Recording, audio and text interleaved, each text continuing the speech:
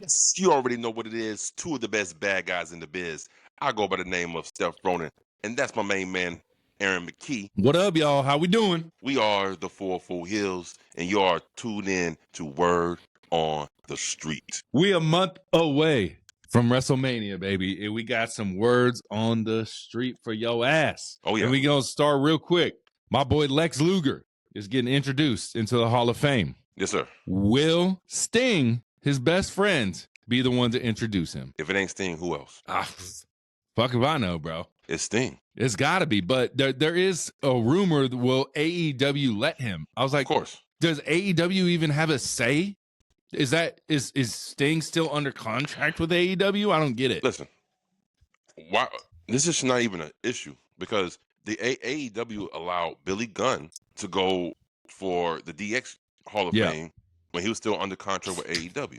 Matter of fact, that's actually is the first shot in the war of WWE versus AEW is because what Triple H said. That was actually the first shot. Yeah. When he said, "Oh, he can't fire me because I don't work for this company." He said, "Well, he'll buy that piss ant company just to fire you." That was the first shot rang right there. Yeah, okay. Yeah. That was the first shot. So let's remember that. All right. So yeah, I don't see a problem where AEW will say no to Sting to let him go and induct Lex Luger into the Hall of Fame. Yeah. So. But I was like, and y'all got to realize Tony Khan is an AEW fan or a WWE fan. Yeah. He's a fan of the WWE. So I think it's going to happen. But when I heard that, when it was like, will Tony Khan let Sting? I was like, does Tony Khan have a fucking say over Sting still? Yeah. Like, is Sting under some contract still? It's a Legends contract right now. With AEW? Yeah. All right. That's crazy. Because if you remember when he showed up for All In, you know? Oh, yeah. At Texas Stadium. Yeah. For All In. I mean, he showed up another one when Sting. Matter of fact, he was like he retired and he came back too quick or something. Oh yeah, he came back the next pay-per-view, bro. Yeah. So, to help Darby Allin. He's still under contract. He just but yeah, I don't see a problem why AEW wouldn't let him go to induct Lex Luger because they are good friends. So the best of friends, man. Yeah. Shit. I wonder who else we're gonna get in the Hall of Fame this year though, because right now we only got 3. We got Lex Luger, Michelle McCool, and Triple H. That's it right now. Are we not getting Bray Wyatt? Can we get Bray Wyatt? We should get Bray Wyatt. Yeah. We probably won't get like another Samoan or some such like going in there as well. You know what I mean? Yeah. Part of that lineage. Yeah. But your boy, Eric Bischoff, bro. Eric Bischoff. What'd he say now, man? What'd he say now? He says Russo should be in the Hall of Fame. And I think he should. Vince Russo should be in the Hall of Fame. He was one of the main writers for the Attitude Era. You know what I'm saying? Is he a person that talks out of his ass all the time? Yes. Does he deserve to be in the WWE Hall of Fame? Yes. Think about it. He deserves to be in the WWE Hall of Fame just for going to WCW and killing that shit.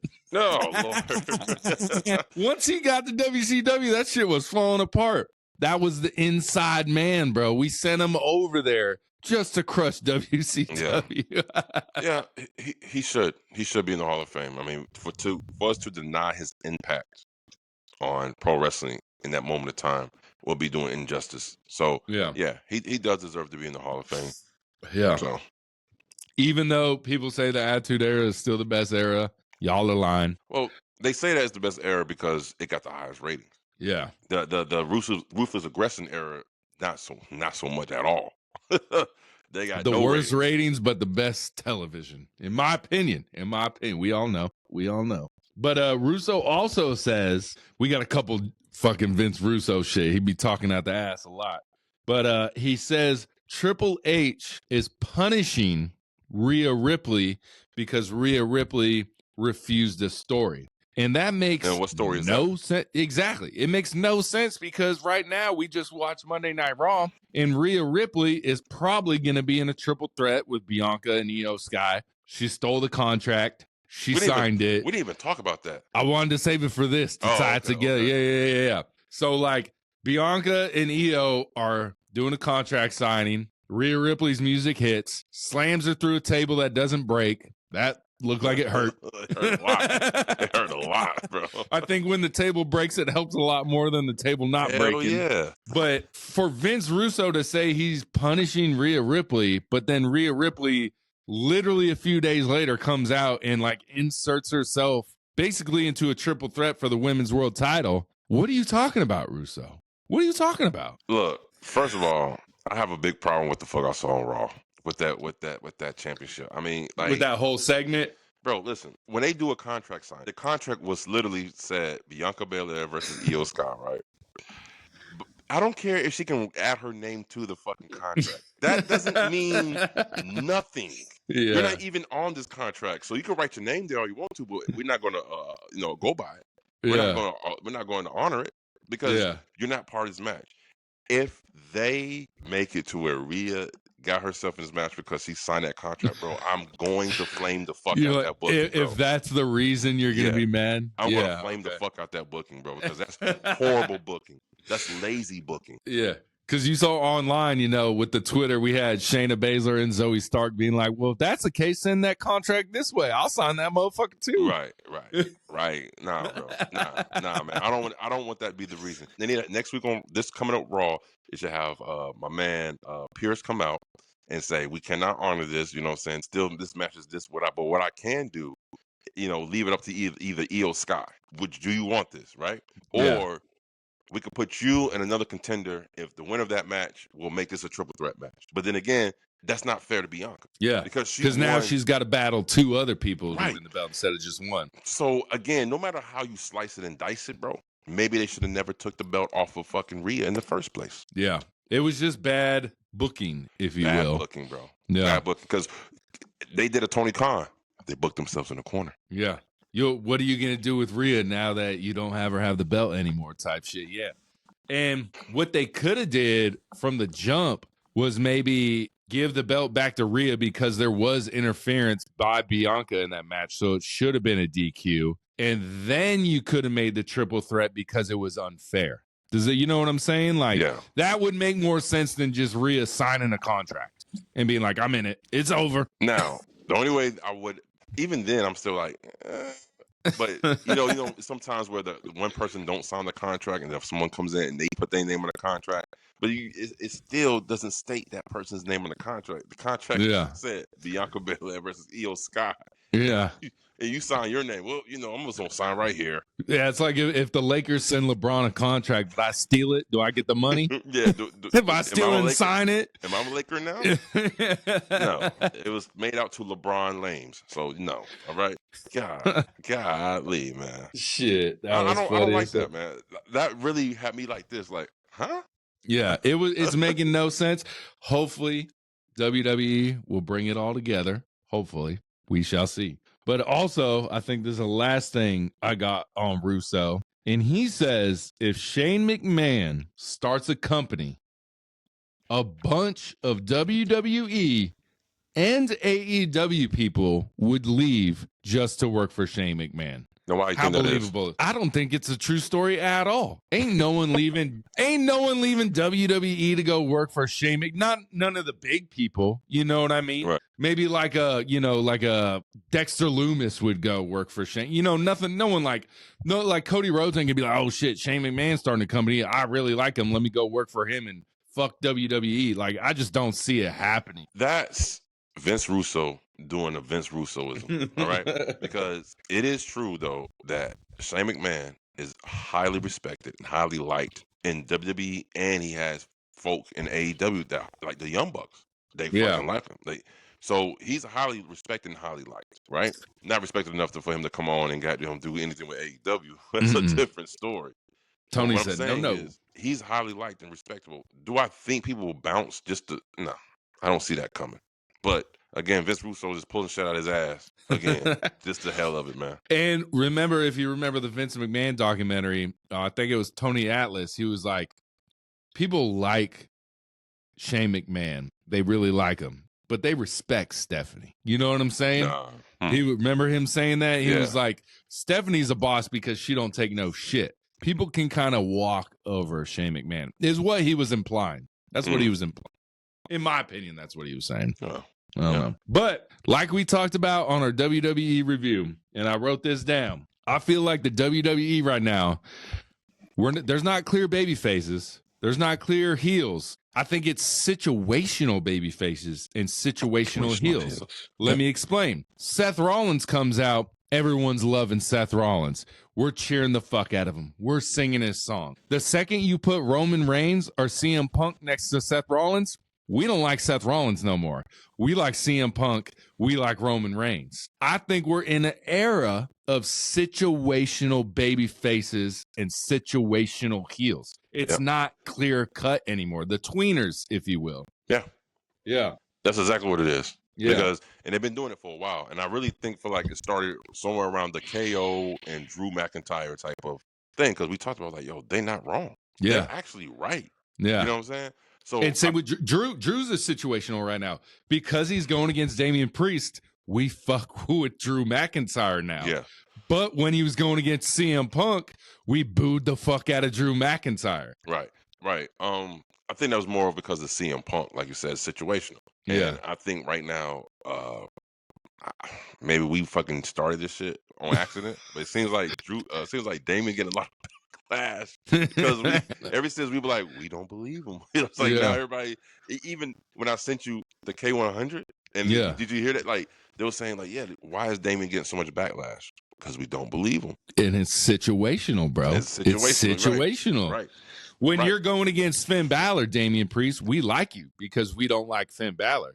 But when you're going against someone bigger than you, we don't like you no more because it's situational for us. So pretty much anybody outside of Judgment Day, we don't believe you because we just don't.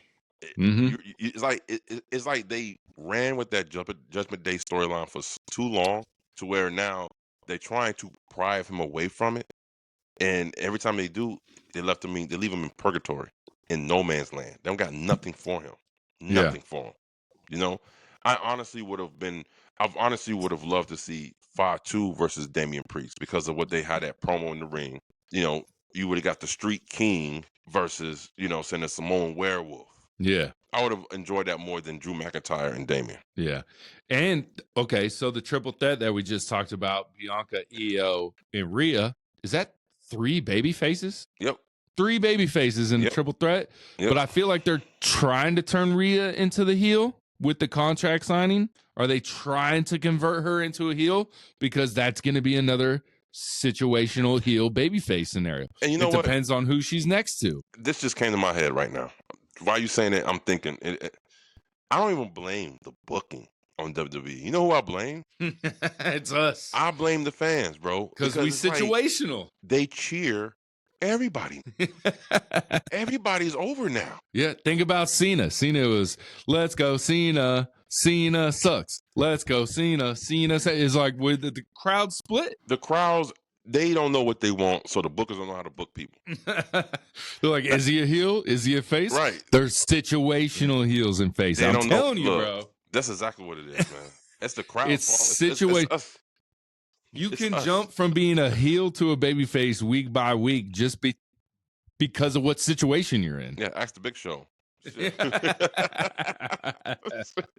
Shit, man. Crazy. But we get the IWC complaining about how lit these Euro crowds are because they're saying soccer chants. It's a WWE event. Why are they saying soccer chant? I'm like, bro, I would pay so much money to be in one of those crowds, bro.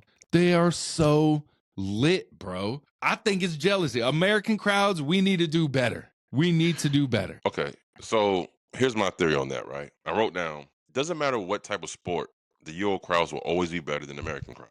Yes. Compare a soccer Euro crowd versus a USA football NFL crowd. Oh, yeah. Night and day. Not even close. Not even close. I just think they're more boisterous. They're more of a unison in the country. See, over here, we're so divided that we can't even come together in a chant longer than you suck. You know what I'm saying? Yeah. And Euro crowds, they got whole songs together. Yeah. And all types of stuff. And they all know the word. It's so good, bro. And remember what I talked about right after Backlash, they had the lights for Jey Uso's entrance, right? Yeah. Remember that? Yeah. And then I said they tried to announce it to the U.S. crowd when I was there. They were like, turn your phones on. And we still didn't I did it. No one else did it in the crowd. Then we go back Jey Uso's entrance in this Euro crowd, lights everywhere. They didn't have to tell him. They just did it. Right. We need more of that. You U.S. fans, you're not going to get it. Be better. Be better, guys. You're not going to get it. You know why? Because us as the U.S. fans are spoiled. Yeah, what happened to us at Raw? What happened to us at Raw? The bitch behind us told us to sit down? Yeah. She said, can you guys sit down, please? You guys are ruining my view. Yeah. Well, how about you stand up? How about that? Stand your fat ass up right quick. 5 rows behind us. Stand up. Sitting there with hot dogs and jelly rolls. Stand your ass up. It's annoying, bro. It's annoying. Listen, the U.S. crowds are spoiled because, yes, we get majority of the shows here. Majority of PLEs, majority of the weekly shows is all in the United States. Mm-hmm. So we have a chance to travel to go see most WWE shows multiple times a year, where overseas, this is their one chance. This is their one shot. Yeah. They only get one bang. I mean, that was the first live taping in Belgium ever. You know what I'm saying? So they came. They get one in the chamber, and that's it. And they knock it out the park every single time. And then they're going to get more PLEs because of it. We're going to keep losing PLEs to these people because of how hyped that crowd is. Listen, we just lost the road to WrestleMania this year. It's all Europe except for the last week, I think. But listen, what I'm saying is, guys, this is the WWE. You know what the first W means in WWE's world? What you expect. You know what I'm saying? And for sure. You can't be too mad. American folk, you can't be too mad at the crowds going crazy like that. I love it. Use it as motivation. Yeah. Let's do better. Let's show out. But you can't complain and then they come here and some of the shit don't even get a reaction. Yeah. It's, man, we can do better, guys. We can do better. Quiet in those arenas in America, bro, sometimes. Well, let me tell you, as a Cowboy fan, bro, huge stadium, bro. But that crowd at the stadium, especially regular season, it's flat, bro. The crowd is so flat. It's just like, oh yeah, that was cool, but what else? It's like what John Cena said. What else you got? That's how U.S. crowds are. We're like, well, give us more. Yeah. We want more.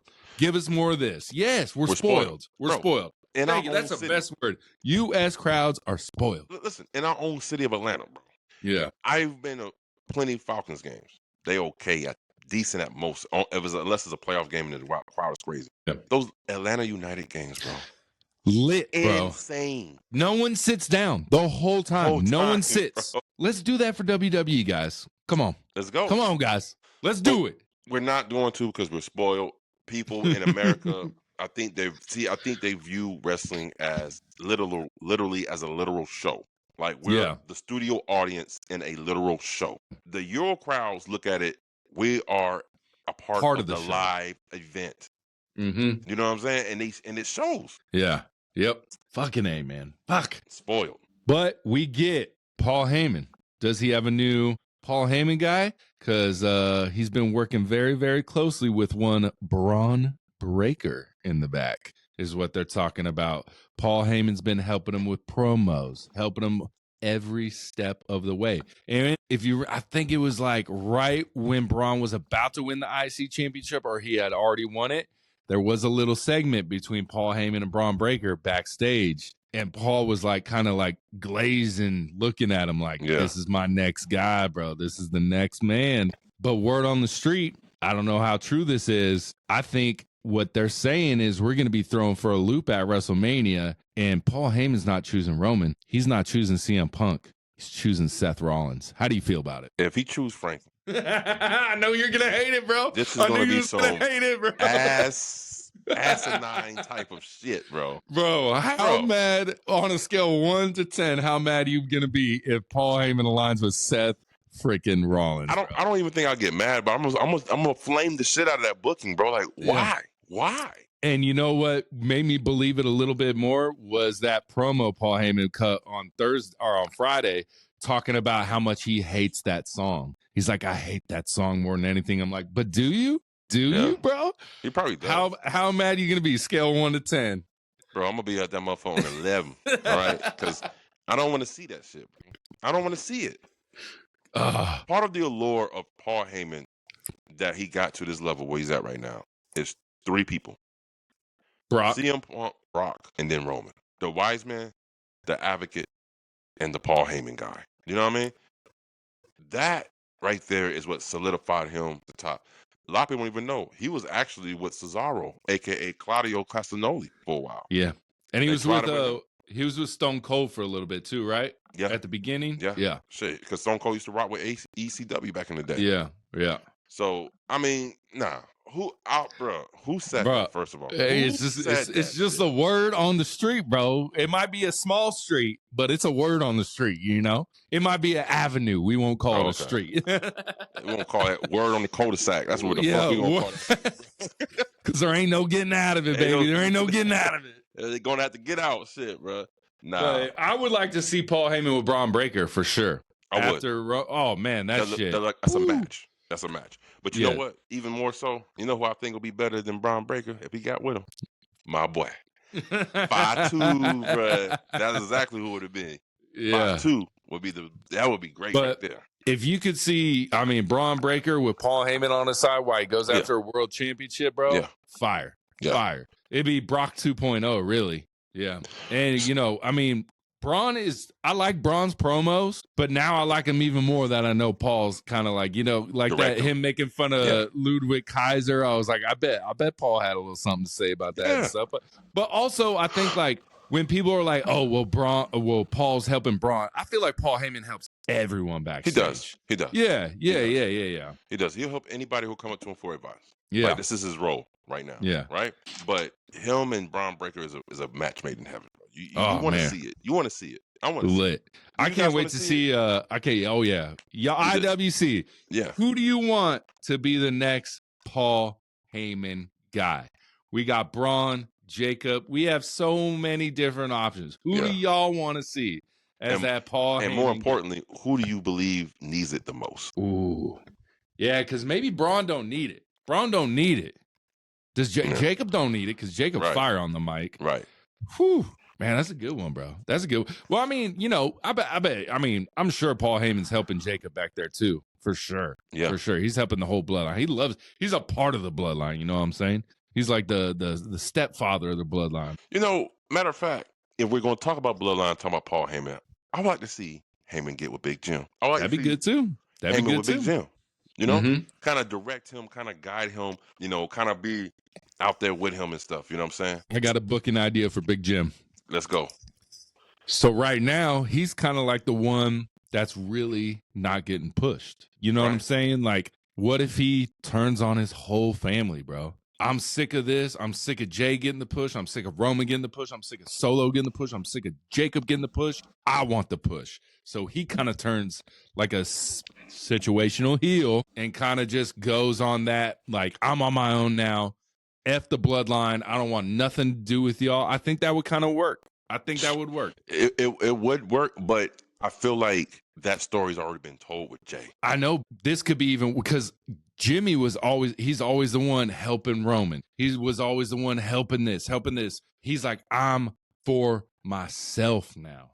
I'm for myself. I don't give a fuck about Roman. I don't give a fuck about Jay. I don't give a fuck about Solo. I want my gold. I'm for myself. I think that'd be a good angle. And it would be a good angle. But the only reason why I'm saying I don't want to see that angle right now is only because I have a booking fantasy scenario, and I want to see if you like it. Let it rip. Jey Uso gets the World Heavyweight Championship at WrestleMania. Soon after, Jimmy Uso gets thrown in the conversation, WWE Champion. And he gets the WWE Championship. Now we got the two Usos, WWE World Heavyweight Champion, WWE Universal Champion.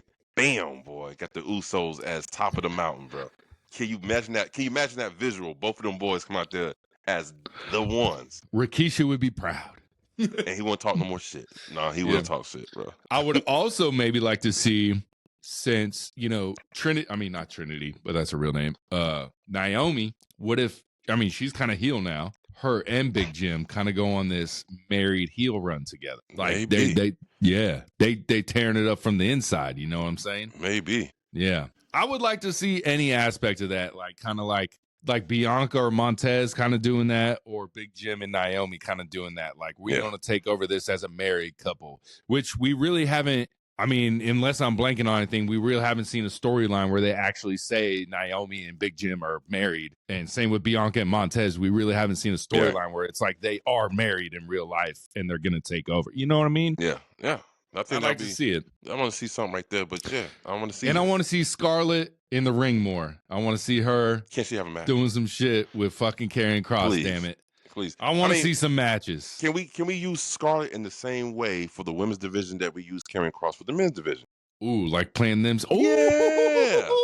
Can we do that? That makes sense, bro. Scarlett the same way how they use Karrion Kross, being just the planting master, seeds and breaking up Mrs. Sinister and Mr. Sinister and just breaking up people left and right.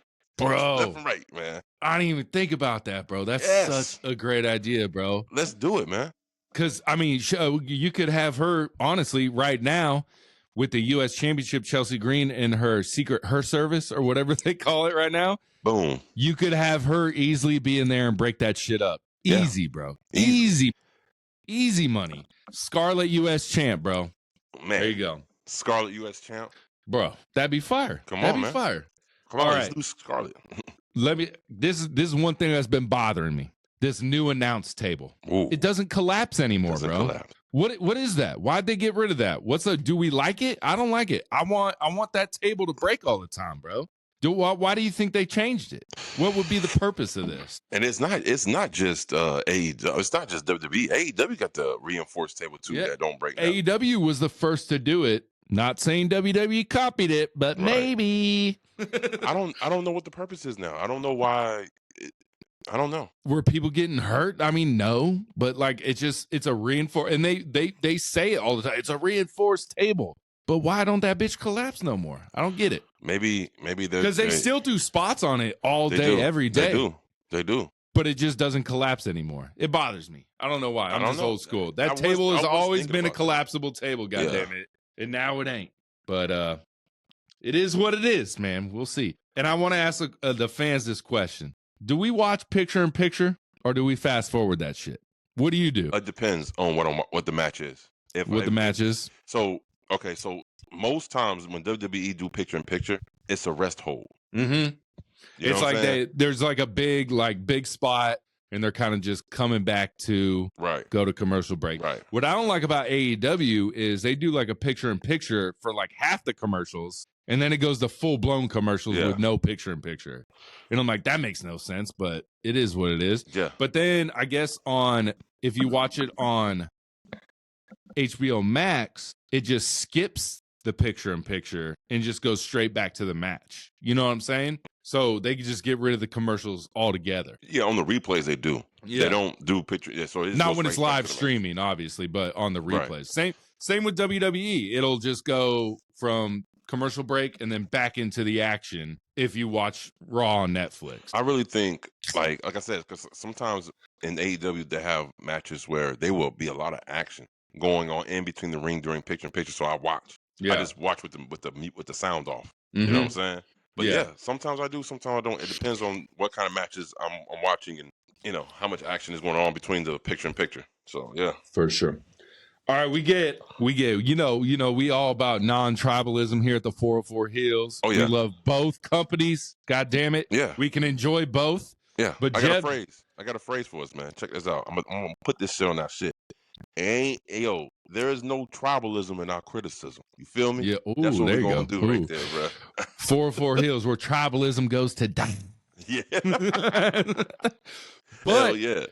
Jeff Jarrett, in an interview, loves tribalism. And I do too, bro. I love it. But my main thing is, I'm so for tribalism. If you love WWE, you love WWE. All I want to hear you say is how good WWE is. If you love AEW, you can be tribalism to AEW. And all I want to hear you say is how good AEW is. But if you hate AEW, why do you watch the show just to talk shit about AEW? I think you like AEW. Yeah. I hate baseball. I do not watch baseball just to talk shit about baseball. Right. Why do people online watch the whole AEW show and just be like, that was a bunch of dog shit? Right. Like there's this guy, I think his name is like JD from New York. JD from NY. There you go. He's been in a lot of controversy right now. A lot of hate. He has a AEW show post Dynamite A lot of people tune in, but this guy does not like AEW. Right. Why do you watch AEW, bro? I don't get it.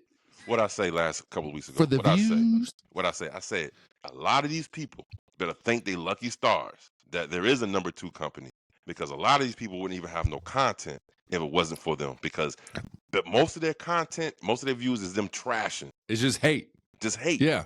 Hate. On both sides. On both sides. I just don't get I don't understand it, man. You watch a whole show, then you have a 2-hour podcast about something you don't like. Bro, the thing is, it's like this. It's like, I don't like the Kardashians, right? Yeah. I don't watch their show for me to jump on and then record and then say how much I don't like the show, and I can break down every little part of the show. Remember that one time? You want to start a Kardashian podcast, bro? You know what I'm saying? Yeah, your boy JD from NY, man, he wild, bro. He yells a lot, and then he always got something to say about AEW, and he'll trash it, and I'm like, okay, maybe he's talking about past things, right? Yeah, I thought he was talking about past things, right? No, I watched one of his episodes. It was literally after Dynamite, and he was so detailed in why this was so horrible. So I was like, yo, you sit here and watch this whole show so just detailed, to fucking trash it? Yeah, that's what I'm saying. You are more invested in something you hate than what you love. You know what I'm saying? But I also want to say a lot of people calling him racist. He's not racist. I think his co-host is fucking black. That makes no sense. But like everyone's like, I was like, so he might say some dumb shit and talk shit about AEW, but to then call the man racist, I'm like, guys, call him out on his views. I mean, I saw a clip where he was saying something about Momo Watabia or whatever, you know, her name. And he said her name just sounds like a drink I would get at a bar.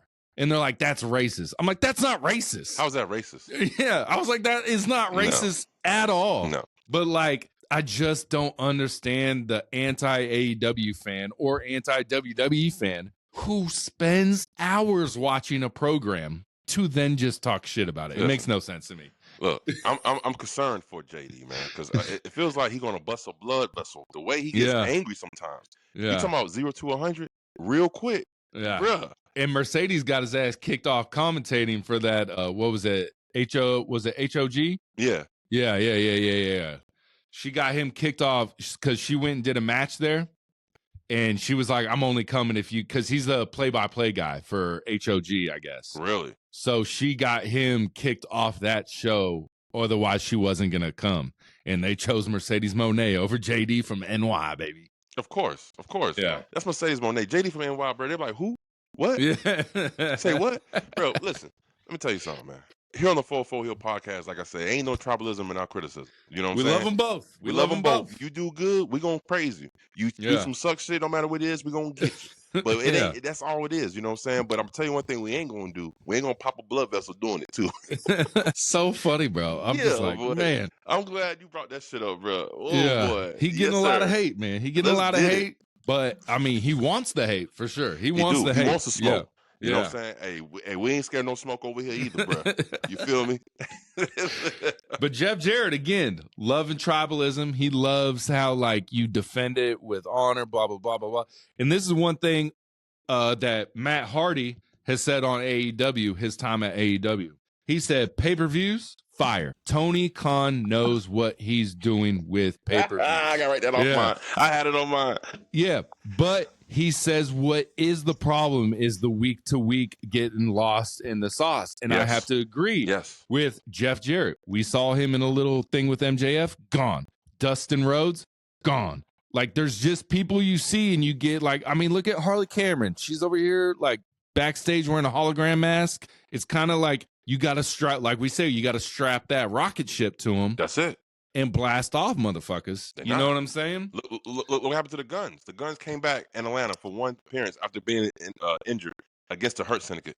And then gone. Where they at? Yep. And then you was setting up Murder Machines versus Hurt Syndicate, which I was here for. I was here for that. I want to see that more than anything. Gone. It's like even look at Shelton Benjamin and fucking Bobby Lashley. Yep. Where have they been since Revolution? I know it's only been, 3-4 shows, but You gotta keep them in front of the audience. You know what I'm saying? And like, So- you got MVP with MJF right now. What does that lead to? MJF's not gonna challenge for the tag team champion. You know what I mean? Like, it's this is why I know for a fact, no tribalism, but some real shit. When it comes to pay-per-views, PLEs, bro, AEW does it. Nobody does it like AEW, bro. Their pay-per-views are king. Okay, but when it comes to TV, WWE should adjust their pay-per-views to be more like AEW. more wrestling. More wrestling. Fuck, we've had weeks of promos. We don't need to see him again. Yeah. We don't need to see him again. We don't need to see a 10-minute package video for Cody Rhodes versus John Cena at WrestleMania. We've already watched it all. We know. I tend to fast forward some of that shit if I'm not watching it live. I'm like, I don't need to see the fucking promos again. I've already seen it. Yeah. And you got to realize, casual fans maybe watch WrestleMania, Royal Rumble, for sure.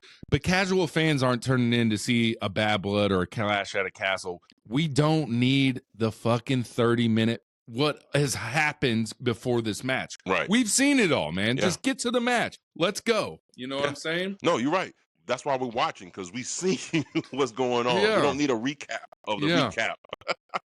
Yeah, No, I don't need like Tony Storm, Mariah May. I don't need a package before that. Right. I know everything about it. Let's get to the meat and potatoes, if you will. But back on what you were saying, Matt Hardy is correct, bro. Like, pay-per-views is AEW's king. But week to week storylines and like people keeping them relevant, bro, it's like they go missing. Yeah. What happened to Camille? Yeah. I mean Tony did say she's still under contract, so that's a good thing. Because there was that rumor that she was not under contract, kind of. Maybe she jumped ship, something like that. But she's under contract still. But again, she's been gone. And that story the story didn't have an ending between her and Mercedes. Nothing. And like I said before, man, Tony Khan need to hire some people, bro. Let them run his week-to-week TV, episodic television. Let them writers. Get some more writers. Hire some writers. Do something. Because, you're losing it. You're losing it. Think about even Daniel Garcia. Like, he's a TBS or TNT champ. It's kind of irrelevant. I mean, we had the collision at the end, you know, him and Adam Cole handshake. But really, you've been putting Daniel Garcia in fucking trios matches for the last month and a half, 2 months. You know? So there is going to be a TNT championship next week on Collision between Adam Cole and Daniel Garcia, right? Yeah. I never thought I would see the day that I would say something to the effect of Jack Perry made that title more prestigious than fucking Daniel Garcia, bro. He did, bro. He did, because they had the story. He shows up in his little van. He comes in. Yeah. He changed the color of the belt and all that shit. It made sense. More. Yeah. That's true, bro. Yeah, that's true. Damn. Jack Perry made the TNT championship more relevant than Daniel Garcia. Oh, no. Damn. Let's get to a little WrestleMania news, bro. You got $25K to have lunch with John Cena, bro? You got $25,000? No. You ain't got $25,000? Even if I did, I ain't spending on that, bro. I'm not spending $25K to have lunch with John Cena. What kind of food they got at this goddamn lunch, bro? Listen, and then they're going to do this right when he's a heel. Yeah. It makes no sense. No one should want to pay to eat lunch with John Cena. And how's he going to be at this lunch if he's a heel? Is he going to just be the old John Cena, the Make-A-Wish John Cena? Or is he going to be an asshole to them? You know what I'm saying? After he cut that promo on all the fans, and they're going to roll this shit out for $25,000 to have lunch with John Cena. What? That's true. It's just bad timing. They're like, he tore apart fans are like, but do you want to have lunch with him? Would you like a verbal bashing in person? No, man. Jesus, man. Nah, man. Nah, I'm not spending that money. That's asinine, bro. That is insane, bro. I can't do it. Insane. I can't do it, bro. I will say they're saying the cheapest ticket at the Hall of Fame is like $250, which, if you're a fan of Triple H, if you're a fan of Lex Luger, and you're a fan of Michelle McCool, $250 to see them get inducted to the Hall of Fame, I would pay that if I was a fan of them. Hell yeah. But the internet's complaining that's too much money. It's like, well, it's too much money to you because you're not a fan of them. If it was your favorite wrestler of all time, would you pay $250 to see them get inducted to the Hall of Fame? Hell yeah. But also, Hulk Hogan, his WrestleMania package and sales have not been good. So as of right now, they have dropped the price of his wrestling package by 30%, bro. So what is his wrestling package though? So it's like, I think it's called the Great American Suite. So I think it was around $10,000, and you get to be in a suite at WrestleMania, or a suite section, or maybe a viewing party or some sort. I didn't know the exact details, Right. but for like $9,800. But now they just keep lowering the price because apparently people ain't buying that shit. So Hogan, so you're gonna be up in the suite drinking all American beer with Hogan. Yeah, the Real American Beer Company. Shit, we don't even know if Hogan's gonna show up because he sometimes leaves fans hanging recently, bro. Look, man. they got to get off the board, Hogan, bro. Like, I mean, geez, he's man. public enemy number 1 right now, bro. Yeah, because it's popular to hate Hogan, bro. Yeah, and I'm guarantee you, as time goes on, it's gonna be a group. The group that's like the quiet group of saying they still rock with Hogan is gonna get louder and louder and louder. Then you're gonna have these two factions of people who rock with Hogan and people who don't like Hogan for whatever fucking reason, man. I don't care. Okay, like I said before, if you have personal quarrel with Hogan because of how he did backstage politics, that's on you. Mm-hmm. Does that make him a bad man? I don't care. I really don't care because this is a cutthroat industry. He's a businessman. He's a businessman. Yeah. I mean, but to sit here and try to knock him down a peg and say Hogan should be erased from wrestling history, you're losing your fucking mind. We wouldn't even be at this point in pro wrestling history if it wasn't for fucking Hulk Hogan, bro. You know what I think's funny is like that stuff with his daughter and the voicemail and all that shit, dropping the N-bomb, all that stuff. That happens, and then he still came back to the WWE and got cheered. Right. He still came back multiple times and got and cheered. So I don't know where it was to where the crowd was like, nah, now we gonna boo him. Did it add to the Trump thing? Maybe. But, Undertaker had Trump on the podcast too, and we still love Undertaker. Right. So it can't be that. So let me ask you this. Is it just the fun thing to do right now? It is. It just it's the trending thing is to hate Hogan. Let me ask you this. Keep it a buck. That shit with him saying the N-word and all that stuff, does that shit affect you? I mean, I'm white, so I don't give a shit. I mean, no. There's a lot of people who is like, oh my God, I can't believe he would do that, and it affects them. So I'm saying, like, do you hear stuff like that? Does that factor into if you like this person or not, or do you respect what you have done in the business? So listen, so I love Michael Jackson's music. Right. That man might have done some fucked up shit. You know what I'm saying? Right. So like, I'm just a very Will Smith slapped the shit out of Chris Rock. Do I love Independence Day still? Right. Absolutely. Right. You know what I mean? So like, to me, I separate the person from the actor, or vice versa. From the art. The person from the art. Right. Yeah. Cause like what Michael Jackson music meant to me growing up was amazing. Like, it was the soundtrack to my life. I love Michael Jackson. Hulk Hogan, what NWO? How do you not like NWO? People still rock the NWO shirt and they're booing Hulk Hogan. Me? You know what I mean? I rock the NWO shirt, but I ain't booing no Hulks, bro. Hey, does it bother you he dropped the N-bomb talking to his daughter I don't give a boyfriend? Fuck, bro. That shit don't matter to me because I guarantee you, everybody and their mama in once part of their life probably said that motherfucking word behind closed doors. But we don't know about it. It don't matter to me. It don't matter to me, bro. It really doesn't matter because, again, it's just a word. It don't affect me. Like I said, I've been called that before, and I laughed at that shit. I was like, that shit funny. But to other people, it's a harsh word, and they really do because they let words like that trigger them. Yeah, and I made a decision a long time ago. I ain't gonna let you're words more trigger. Sticks and stones may break my bones, but words will never hurt me type guy. You know what I mean? Of course. Yeah. Of course. Yeah. I mean, you have to be that way these days. Yeah. You know what I'm saying? Yeah. A lot of people like to trigger. I mean, they do it all the time on our clips. They say things they like to trigger. They throw shots. They throw this. Y'all don't know what y'all talking about. Blah blah blah blah blah. Yeah. Whatever, motherfucker. We don't give a fuck. Bro. Yeah. We don't give a fuck because that shit don't bother us. You know what I mean? Yeah. Hey, Teflon souls over here, baby. We don't care, man. We don't care. Keep shooting. We gonna love it. We gonna eat the bullets. We don't care, bro. So no, that shit don't bother me at all, bro. It don't bother me at all. It's like it bothers Mark Henry. For some reason, it bothers the shit out of Mark Henry. I don't know why. Well, Mark Henry probably has a lot more interactions with Hulk Hogan as well. Right. You know? So, but I will say the internet is definitely hurting Hulk Hogan because of all the other stories that are coming out. And to me, it's weird. Like, once one person said one bad thing about Hulk Hogan, then other people wanted to keep throwing like gas on the fire. Gas.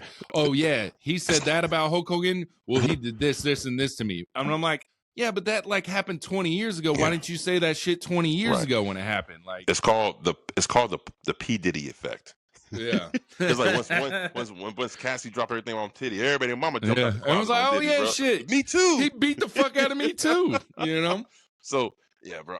I really think in this day and age with social media, I think it's a herd thinking type of trending type of reactions. None of this shit is really genuine. Because where were these motherfuckers who were so mad at Hogan before he came out on the opening Netflix on Raw? I didn't hear no negative Hogan backlash until he came out and they start booing and everybody and mama started hating Hogan. They cheered up first real quick. They did cheer. They did. They heard the music, they popped, and then they're like, oh wait, we're supposed to boo him. Boo! I promise you, people was over that crowd was like, hey man, you know he said the N-word, right? What? Yeah. Boo! I'm telling you. Yeah, people are like, why are we booing him? Why are we booing him? Right. Oh, okay. Oh, why? Tell me why. I need a reason why I need to boo him. I'm telling you, man. It's like, to me, I'm sorry. I just feel like it's fake. I feel like it's not authentic hate. And Seth Rollins said it best. He was, pulling the Topps cards. He got a Hulk Hogan card. And he's like, I don't like this guy. And they were like, oh, you don't like Hogan? He's like, oh, no. Hogan was one of my favorite wrestlers growing up. Hogan means so much to me. But, like, I just don't like him as a person. And that's where I think we can separate it. Yeah. Like, what he meant to wrestling is astronomical. Right. But what he is as a person, he might be a piece of shit, And the thing is with me, I've always been this type of person. And even in real life, if someone comes up to me and started talking shit about you, I'm going to be like, that's your experience with him. But my experience with him is different. That's true. That's true. It's all situational. It's all situational, bro. Like, I'm not going to sit here and hate another man just because of what other people say about him. When I have no experience with that person. I haven't had a chance to meet this person. Now, if I met Hogan and he was a dickhead, then I'm like, I can see why everybody say that. But if I meet him and he's cool as fuck to me, I'm still going to be like, yo, he was fine with me. Like, if you shake his hand and then you see him take a towel and wipe his hands like he did, you might be a little mad at him. It's just like I hung out with Allen Iverson for like 2 weeks. No lie. The dude was cool as fucking fuck, man. Real dude, real cool dude, humble dude. But then you hear stories about him that he's not cool. He's an asshole and this and that. But when I was hanging with him, he was cool as fuck to me. So I have no beef with AI because he treated me and my family good, like A1. Yeah. So again, it goes off that. So if I met Hogan and he treats me good, bro, guess what? I'm gonna be like, bro, Hogan cool as fuck. I feel that has to be like, we're both in the restaurant industry, and that has to be like, we'll have regulars, and motherfuckers will hate that regular. And I'm like, I have nothing. I love that guy. He's awesome to me. Yeah, he's awesome to me. I was like, I don't know what y'all problem is with that guy, but I love that guy. Yeah. Yeah. So it's all about people's individual, experiences with the individual. You know what I'm saying? Because a lot of times, so we heard Scott Steiner talk about Hogan, right? Yeah, and that's his experience with him. I find it hard to believe that Hogan was just an asshole to Scott Steiner just because he was an asshole. Because Scott Steiner's an asshole himself. So True that. You give that energy, you get that energy. Get that energy. You know what I'm saying? But you have people like Booker T that say they've been around Hogan, and he said Hogan was nothing but good to him. Yeah. Matter of fact, Booker T even said that when Hogan came to WCW, Hogan wanted a tag match with somebody, and he wanted Harlem Heat to go over. Okay, yeah. So it's situational. I think it was also Hogan that said who wanted Booker T to join the NWO, and Booker T was like, "I'm good. I don't want to." I think it was Hogan trying to bring him in. So again, I don't have a dog in this fight because I've never met the man. And my experience from what I've seen from Hogan, as far as what I can say, as far as the reason why I ain't gonna jump on this bandwagon and bash him, is because my experience from what I've seen is I know how much he means to the industry. I've never met him in person. I don't know Terry, but I know Hogan. Yeah. You see what I'm saying? Yeah. So that's true. We get my boy, your boy, Swerve Strickland. A lot of backlash right now. because he said Cody and CM Punk gained more value because of AEW. That's true. So, of course, the WWE fans are just going to tear them apart. That's true, though. I think so, too. Like, their return to WWE was bigger because they were in AEW, y'all. Yes. That's the way the world works. Yes. Yes. They have more value. He didn't say AEW made them. He didn't say AEW made them power. He didn't say that. Never. He just said they value increased once they left AEW to go to WWE because of AEW. And he's telling the truth. Yes. And Cody for sure benefited from AEW, bro. And just the fact, like, yes, Cody did it. He built this company with, you know, the Young Bucks, the Kenny Omegas, all that. He built this company. So for you to discredit AEW for Cody, that's insane. The only reason Cody got that reaction at WrestleMania is because we knew the song from AEW, guys. He took the words right out of my mouth. He took the fucking words right out of my mouth. I was going to say, when he came out in 39, and that part where he goes, what? The whole crowd did it. How did he know how to do that shit? Not 39, 38. I'm sorry, 38. Yeah. How did he know how to do it? Yeah. Watched AEW. Because of AEW. Stop fucking playing with me. Cody was the one that was in AEW selling out State Farm Arena with AEW. Yep. CM Punk, all in England. That was CM Punk's crowd, y'all. Like, are you guys fucking insane? Like, honestly, if Cody and CM Punk were still in AEW, bro, we'd have a bigger discussion right now about which company's bigger, in my opinion. You're right. In my opinion. I know the internet might kill me, but fuck y'all. But if CM Punk and Cody Rhodes were still in AEW, we would be having a way different conversation right now. This will be a different fight. Yes. I guarantee you There'd that. be a lot more. JD from New York would like AEW a little bit more. Yeah, bro. Hell yeah. I'm telling you, bro. He would. Like, do you know, I wasn't even paying attention to AEW when Cody Rhodes was there, but guess what I saw? I saw him smashing that throne. Triple H's throne. I saw that. Listen, I didn't know what AEW, but I saw that. My head chef at my job, we were talking about wrestling, right? And he said, "Is Cody?" Because he don't know about it. He says, "Cody Rhodes." He said, "You know that match with Cody?" He said, "I said, what you mean?" He said, "The one with his brother and they got all bloody." I was like, "Yeah, that's from AEW." He was like, bro. "Yo, that shit was fucking viral." And he don't even watch wrestling, but he knows he watched that match and he knows about that. And so that's what I'm saying. Like, you can't discredit if you. So put it this way: if you have balls enough to bash and to criticize when they do something wrong, but you don't have the same type of humbleness to give them credit when they do something good, that's tribalism, bro. So are you telling me Cody Rhodes left WWE as Stardust? No one gave a fuck about him. Exactly.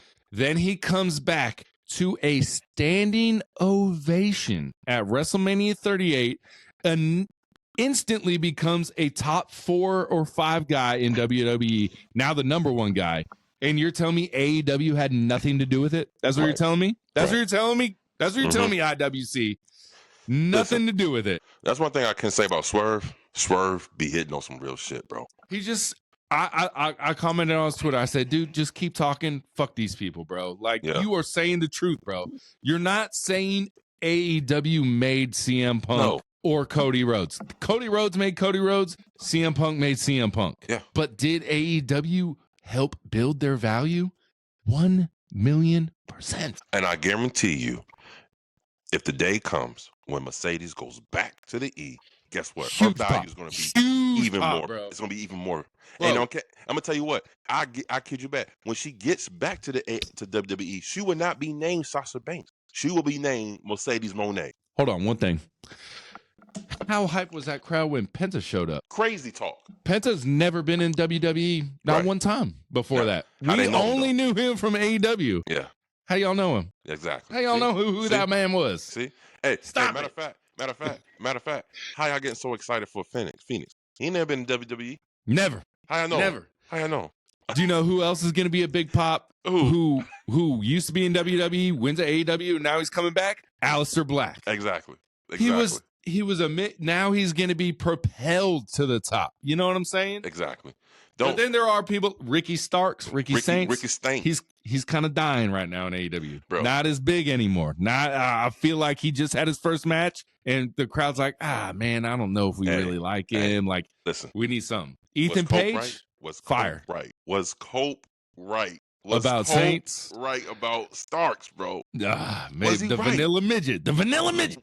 Was he right? Did when he said, "You don't need to worry about me. You need to worry about him." You know what I'm saying? You vanilla midget. You understand? You're a rock ripoff. Was he right when Cope went to Tony and said, I'm going to tell you like this, bro. This is what I think. I think after that segment, I think Ricky Starks signed his death slip in AEW for going off the cups like he was. Okay, you got to remember, Cope is a professional wrestler. He's been in the industry. He's a legend. He was brand new to AEW. And he was brand new. And for Ricky to go off on him like that, off script, I think that really pissed off fucking Cope.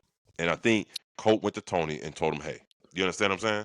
And again, as we call him, Cope Hogan. That's what we call him. Look, I don't see it. I don't see it. I don't see how. Why is he called Cope Hogan? Somebody inform me. What's going on? What's going on here? Yeah. What I'm missing? That's what they call him. The IWC, they call him Cope Hogan, baby. But like Dynamite, you'll see. It was banging. Okay. Well, so and I have been keeping my ear to the streets for Ricky and NXT. Bruh, I ain't too pleased, man. I ain't too pleased, bro. I don't like. I think it's like now, like every NXT's too crowded, bro. It's way too crowded already. Raw's too crowded. SmackDown's too crowded, which is a good thing if you're Triple H. AEW's too crowded. It's a good thing if you're Tony. We're talking about Drew McIntyre not being in the main event. But who are you going to take out of the main event? Put Drew in. That's a good problem to have, right? But also a bad problem to have. You wouldn't have to take nobody out. You just add them into the 3-way and make it a 4-way. See, but we hate that. 4-ways are better than 3-ways. Can we say that? Because you can have 2 fighting over here, 2 fighting over here. The 3-way kind of makes it. But it is like both rosters are too crowded. NXT's too crowded. WWE's too crowded. AEW's too crowded. But that should be a good thing for all of us wrestling fans, you know? Because at any week, someone else can be projected to the main event status, you know? Should NXT be 3 hours long? Yes. Yes. Or 2 shows. I think they can do 2 shows, 2 hours each. Where would you put it, though? Where would you put it? Online. So like how AEW does for RH, everything is online. for the lower card NXT people have instead of putting one of those lower card matches on the main show, that's why WWE did Speed. If you want to watch it, you can watch it. If not, you don't have to. You know what I mean? So it's kind of like, I don't know. And then we got WWE Evolve, and then it's everything's just oversaturated. You know what I mean? I would like to see, since the Raw and SmackDown is overcrowded with talent, I would like to see the WWE utilize main event as an actual show, 2 hours on Sunday. I would love a Sunday show. That's Sunday. Good. Like a Sunday. How about a Sunday morning show? Come on with it, bro. Come on with them Sunday morning shows. I want to wake up and watch a live wrestling show. I want to watch a live wrestling show before the NFL. You could even have it on like a Fox that bleeds into the NFL.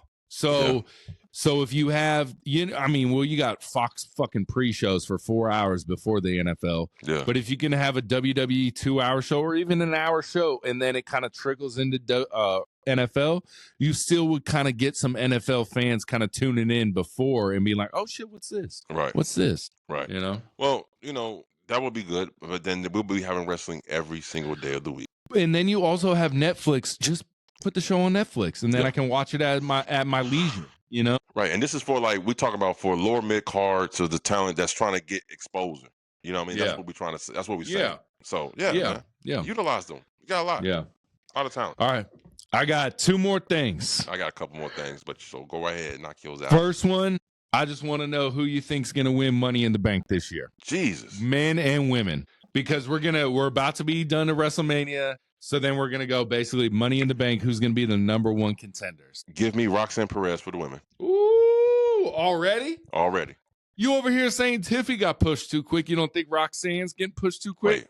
Wait. Or you think Roxanne's just more polished? You can't sit here and tell me that she isn't. She is. I love Roxanne. Yeah, that's what I'm saying. She's more polished than Tacky Tiffy. All right? Yeah. My Roxanne women, Perez. Liv Morgan. I can see that. I can see that. Men. IWC wants LA Knight. No. Me No. either.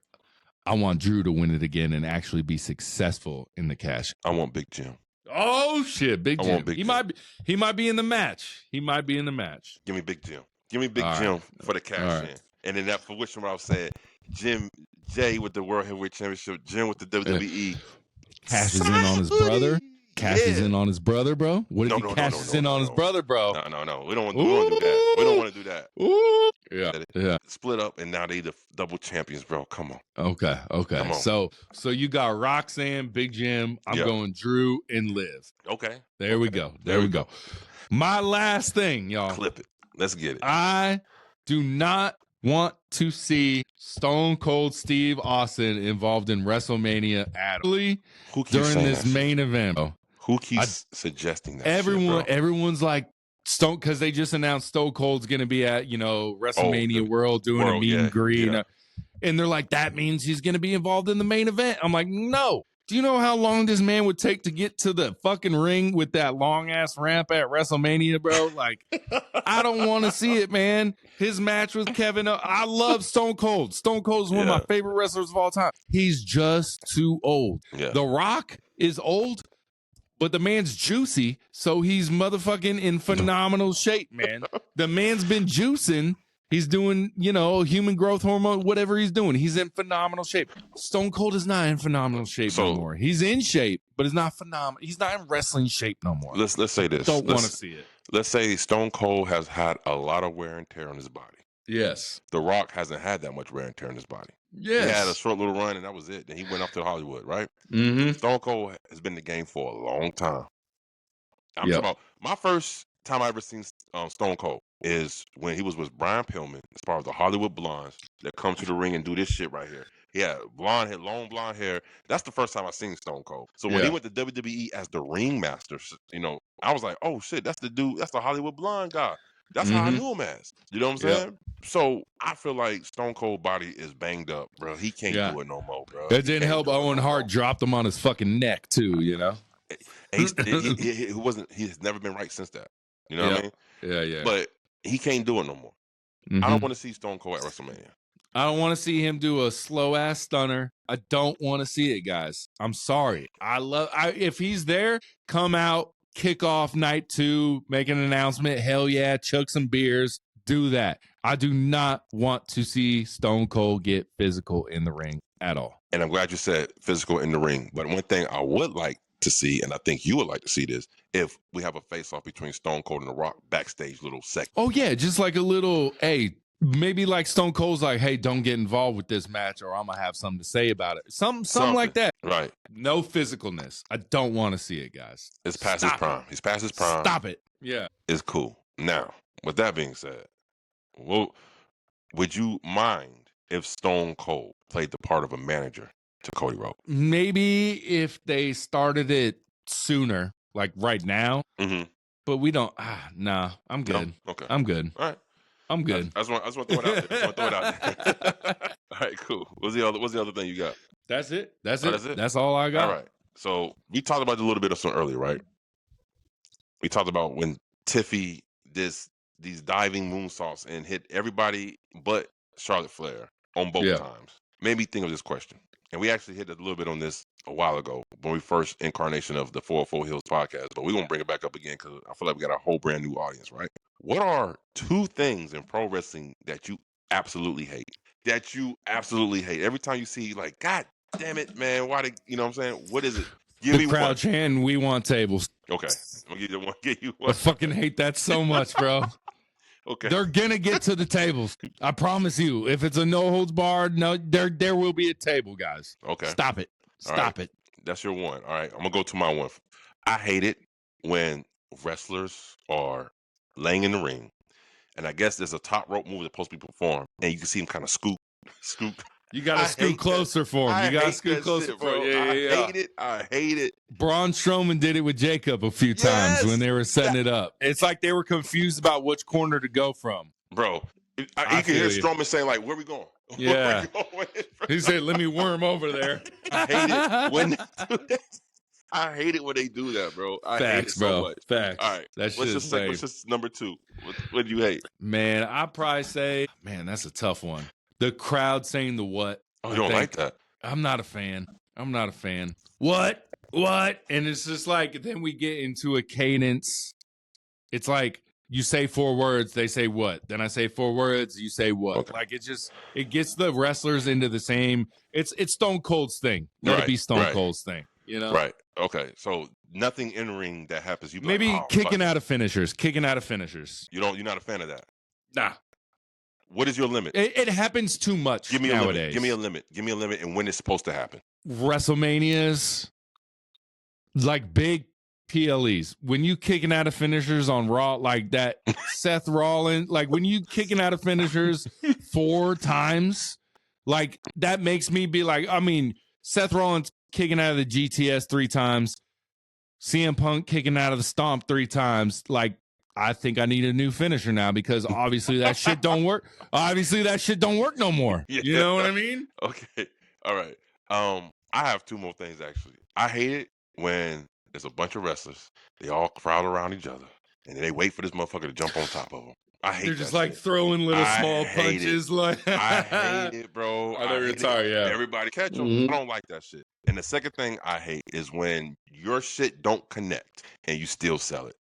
I hate that shit to the core, bro. Sort of like the fucking power driver on Randy Orton from KO, right? Yeah. Nowhere near. We all seen it. We see how Orton protected himself by putting his arms on KO's thighs and you know what I'm saying, embracing for the impact. Bro, I hate it. I hate it. Part of being a great professional wrestler, and I'm going to say this because I don't think a lot of people understand, is making your shit look as real as possible without hurting anybody. That's the magic of pro wrestling. And Randy was out the longest, and it was the weakest pile driver. Cody was out a week. Sammy was out a week. Randy Orton was out months on the weakest pile driver. And it wasn't even a package pile driver. It was just a pile driver. No. And like I said, I hate it. I don't like those things, bro. So, these are some things in pro wrestling in the ring that I really don't like. My man Aaron said he don't like the chants of the what and we want tables 2 minutes into the match. He hates that shit. God, I hate it. It is so annoying. Much. It is annoying. It's coming, guys. It's coming. I promise you, it's coming. It is annoying. 2 minutes into the match, we want table. What? Yeah. What? Yeah. And one thing I hate right now is the way John Moxley be walking around the ring. I'm like, what is that weird walk, bro? Stop that shit. Stop that. You don't like his Dean Ambrose walk? That's the same Dean Ambrose walk he had, bro. The motherfucker, it's like John Moxley. When John Moxley comes to the ring, he acts like he don't know where the fuck to go. It's like he's like, which way I'm going? Yeah, bro. That's okay. Crazy. Clip that. That's a fucking good one right there. Word on the street, Matt Riddle had an interview. Oh yeah, and he said working with Sheamus is easy, but it's hard. And the man was like, why is it easy and why is it hard? He said, well, it's easy because you can talk with him and we can plan out what we're going to do and everything, we can, do that. He said it's hard because that motherfucker is physical as shit, bro. Yeah, I love Sheamus, bro. He talks about it all the time. He's like, I'm hitting you, bro. I don't give a shit. He's like, I'm hitting you. Hey, look, if I could have any people from WWE to go to the AEW with the style, Chad Gable, Sheamus, Drew McIntyre, Jacob Fatu, like these dudes fucking killers, right? So the interviewer asked Matt Riddle again. He said, well, you tell me who's the easiest to work with. Who's the hardest to work with? He said, KO and fucking Sammy playing, bro. Yeah. And he said, why? He said, because you cannot get a word in with these guys. They just wanted to go how they wanted to go. They wanted to go. And you know what? I've heard some shit about Sammy playing, bro. And I've seen it. Like, they said that motherfucker is a dick, bro. Like, he is a dickhead, bro. And he's the type of dude that he will protect the industry at all costs. Yeah. So I think it was like a Tough Enough episode or something, and this dude was doing something, and Sammy was eyeing him the whole time. Came up to him and approached him on some, hey man, you're new here, you don't know what you're doing, you got to earn these, like just ragging on this dude. Dude was like, hey man, I'm sorry, I didn't know, I'm just trying to find my way, bro. But Sami Zayn he's like, he didn't like him. What other wrestlers said they saw Sami Zayn in the elevator, and Sami Zayn just looked at him like, he ain't gonna make it. What was that? Who said that, Oos? I don't remember. Who said that? I don't remember. But damn, Sammy's out for himself and himself only. Yeah, so that puppy dog look that he has, bro, I don't believe it, bro. Yeah. I don't believe. 'Cause I know Yeah. Sammy Plain ain't up to no good. I know Yeah. that. All right. Let's see what else I got here. Oh, what if? Follow me here. What if the whole time this whole tribalism thing really came down to how you watch wrestling? It is, man. It's how you grew up watching it, I feel like. Well, when that, but I'm saying like in general, like I said, how I watch wrestling may not be the same pair of eyes how you watch wrestling. So like you may go into it with the first thought of what's the story going to be, who's beefing, who's feuding, who's that. My eyes when I watch, I'm like, which one of these matches is going to be the banger? Yeah. You see what I'm saying? Yeah. And there is no right or wrong. It's just about a preference of what you like the most. Sort of like football, right? Some people watch it for the offense. Some people watch it for the defense. Yeah. You know what I'm saying? Yeah.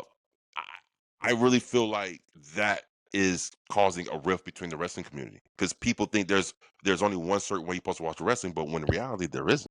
Yeah. It might just be different. What you expect, what you like about it. Sort of like so like right now, there's a lot of flack about what pro wrestling is evolving into. The lack of no selling, the lack of high spots. I mean, the lack of no selling, but always the high spots. You know, a lot of people saying that they don't like it. That's not what pro wrestling is. Jim Cornette is the one that says it a lot, right? But I was thinking about this the other day. You know who they sound like?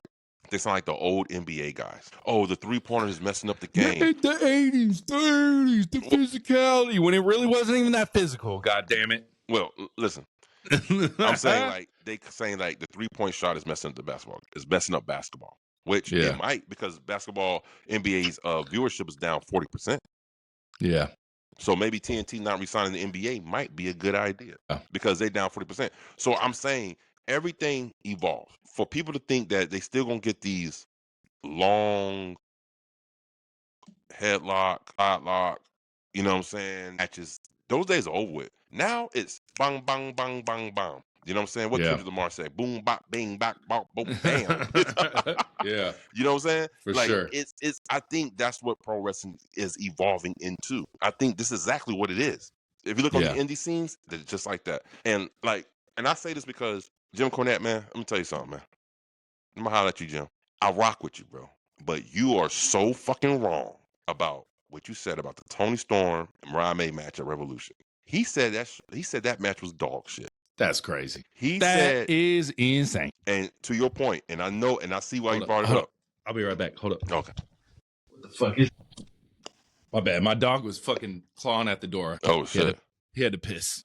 Oh, okay, bad. Go ahead. Jim Cornette. Yeah, Jim Cornette, bro. Like he said that match at Revolution between Mariah May and Tony Storm was dog shit. He said, and like you were saying to your point, he don't like to see women bleed like that. Insane. He said it was unnecessary. Bro, did you not watch this whole storyline from almost 2 years ago? That shit was very much necessary to have them end it like that, the way they did. I don't get the you don't want to see women wrestle like men. I don't get, what do you want them in bra and panty matches again, Jim? What do you want? You want them in KY jelly matches in a pool? What? I don't get it. What I think is happening right now, and I think, and I knew this was going to happen, AEW is turning the curve right before our eyes. Since the turn of the new year, their product has been more consistent than it's ever been in the last 3 years, to be honest with you. When do we see a Tony Storm, Mariah May style match in WWE? When will that happen? Do you think it happens sooner now because it happened in AEW? When would you see like a Rhea versus Bianca, color, tax, fucking tables? Is it? You don't think so? You won't see it you won't see it in the main show of WWE, but you probably will see it in NXT. You think? Yeah. Because I mean, we kind of got the underground match, Lola Vice, Jada Parker. But you don't think we'll see a women's cage match? How about that? Has that happened in WWE yet? Oh yeah. Yeah, it did happen. Yeah, it did happen.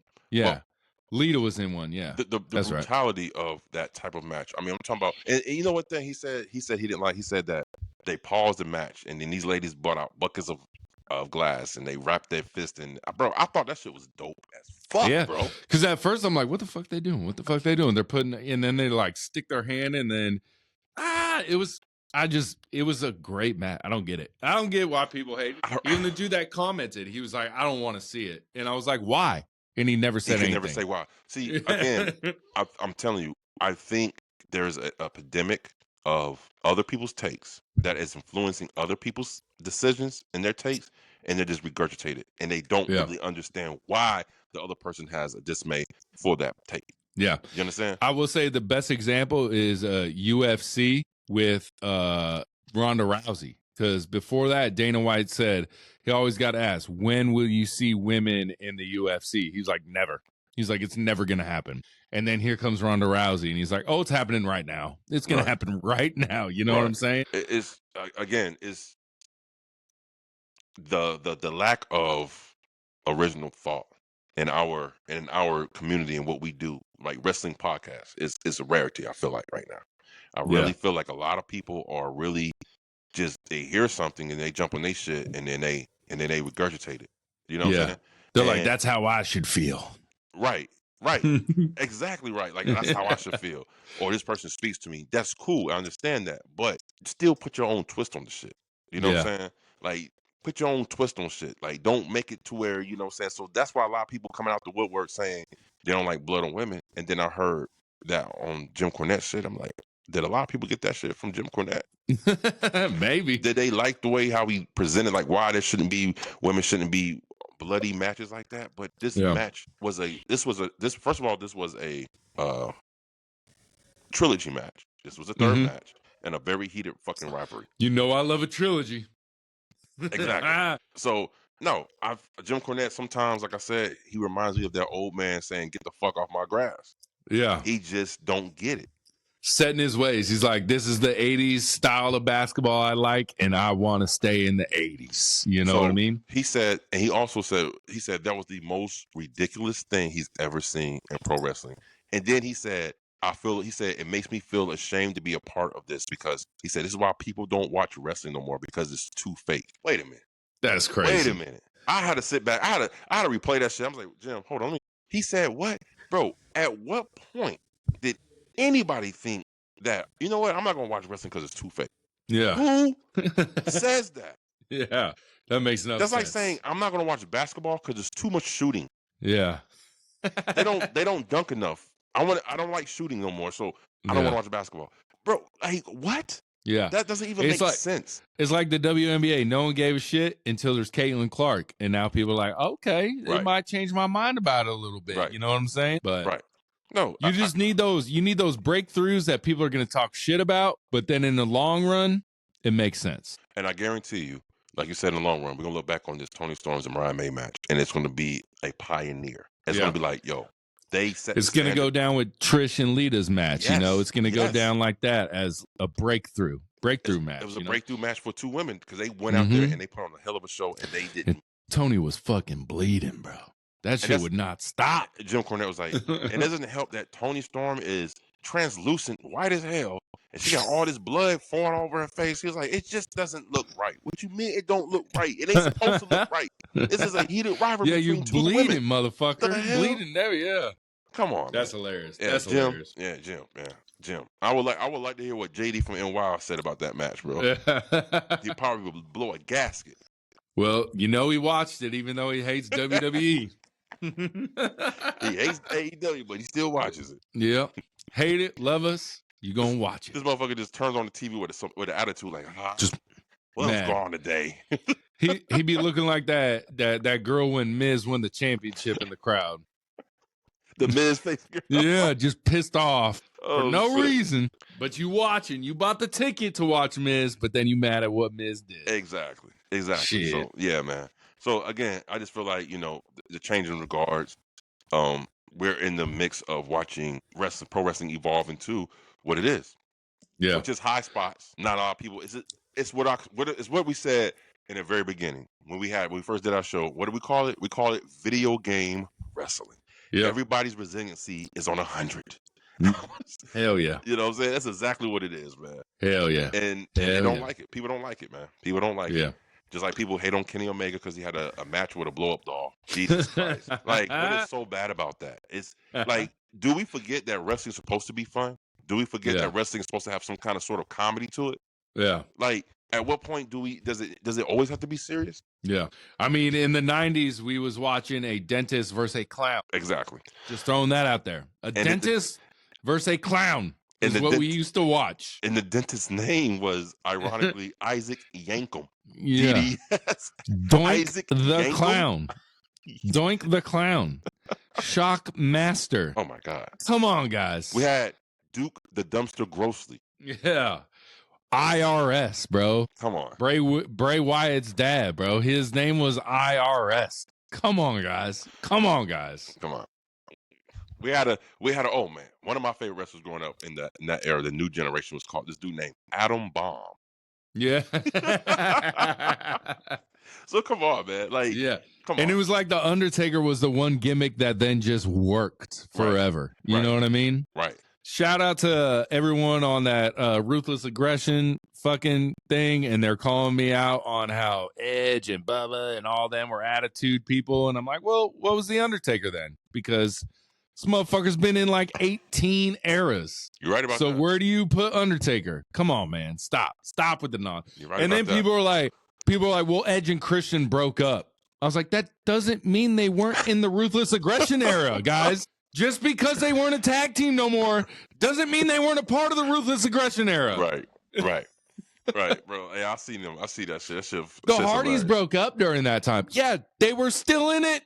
Yeah, they were still in the Ruthless Aggression era. So, yeah, man. So yeah, let's see what else I got here. Too funny. Fucking funny. That's all we have, bro. Like I said, we keeps it locked right here on the 4-4 Heels. It ain't no tribalism in our criticism. We keep it 100% real. So you already know what it do. That's Aaron McKee. I'm Steph Ronan. Until next time, this is Word on the Street. Deuces. Peace.